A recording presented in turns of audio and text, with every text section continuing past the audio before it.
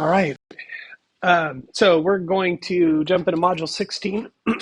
And in Module 16, we're going to be talking about image processing, specifically using the Pillow image library. And it's one of the more popular image libraries in Python. But it allows you to edit and manipulate just about any image, and you can do all kinds of fun things with it.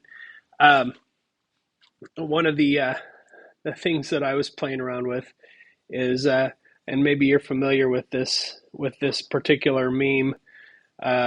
It's this sarcastic SpongeBob meme, but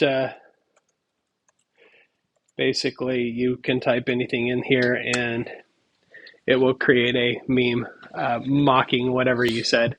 So you could do all kinds of things. Obviously, this is pretty basic, but it's just involved putting some text on an image.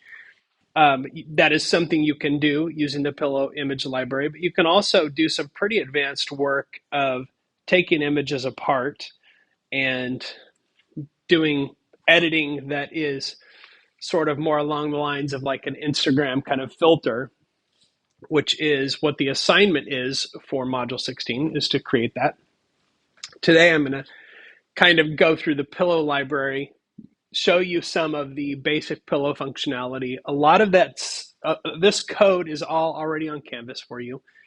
So as we go through it, you can pull that up. I also put the SpongeBob code on there just in case you want to play around with something like that. So maybe make your own meme editor. So